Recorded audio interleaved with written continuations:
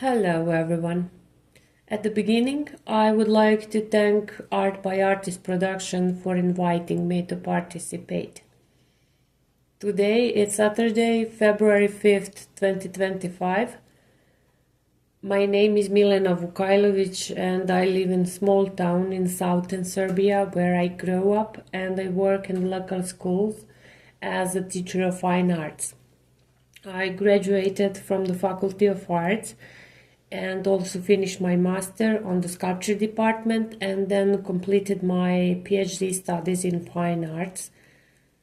I grew up in one artistic family. My father is one industrial designer and my brother is a sculptor, and I'm very proud that our expressions and interests are very different.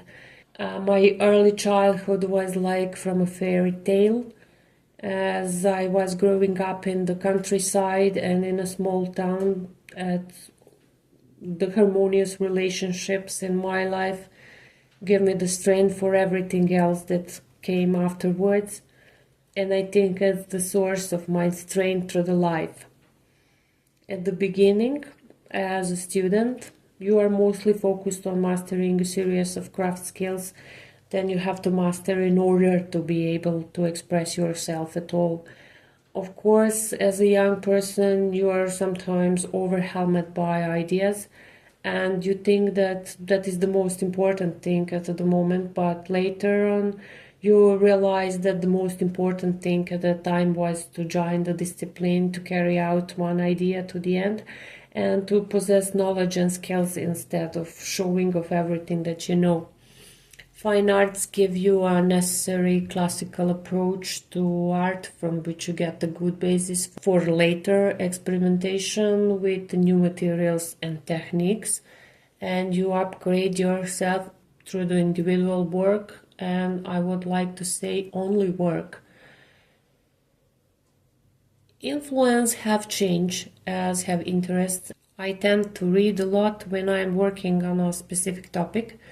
For example, for a while I was interested in the energy of structural forms in space, and my interests were related to the physics, metaphysics, maths, philosophy, religion. In the last couple of years, I have mostly returned to the reading about mythology, ethnology, and anthropology, folklore art, and let's say that my themes are fairy tales. I think that we live in a world where events precede each other and it is difficult to keep up with it. And I cannot say that my art is socially engaging. I'm more focused on universal human problems and emotions. And my work is more based on the exploration of visual problems.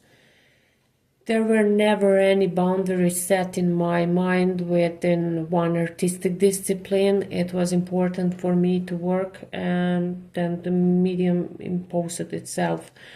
Art is one adventure, and I have been addicted to it since childhood.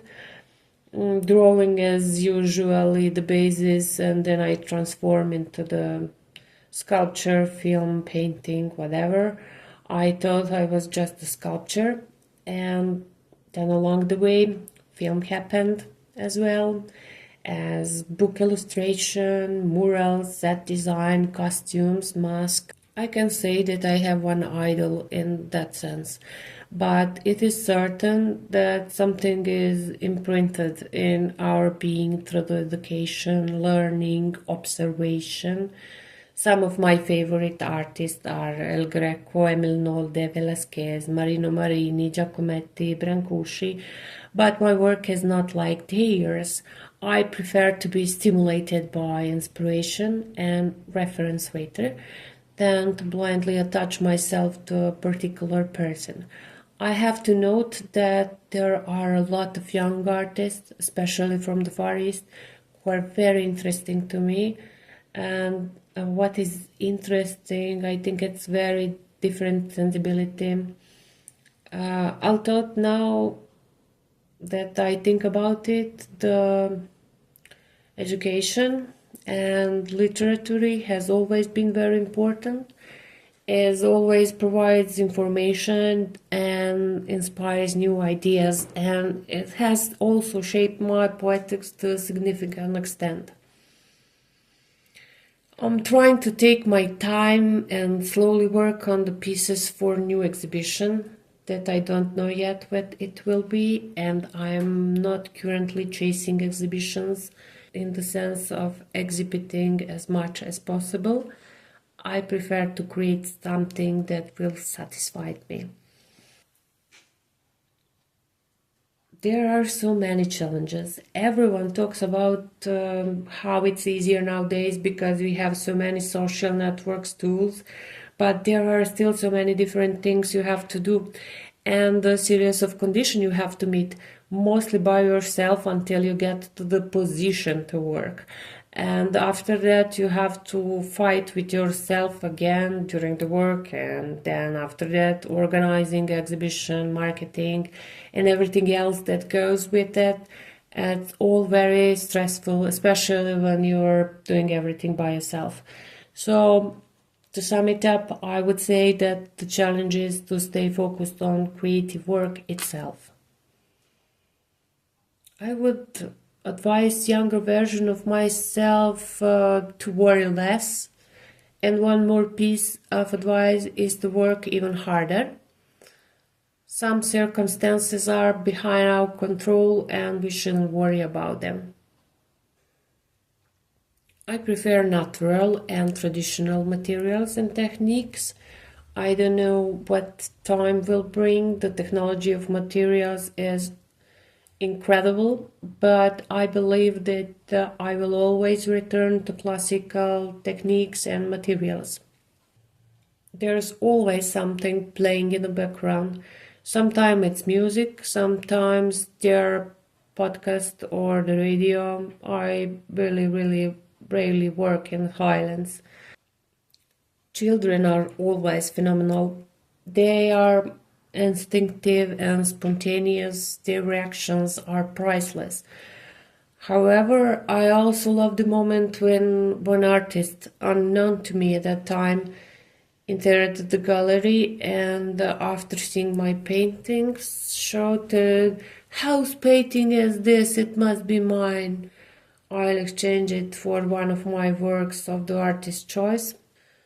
I hope that consumers will always find happiness. When I make something, I like it to sit with me for a while to make sure that my art can be lived with, what moods it's evoked in me, and only if past that test, I release it to the public. It is too dissonant on the outside for me to want that in my inner world. The first next event was supposed to be in March. It is a collective exhibition, but given the events of the last 3 months and the students' protest, it is uncertain whether the exhibition will take place. Thank you for your attention.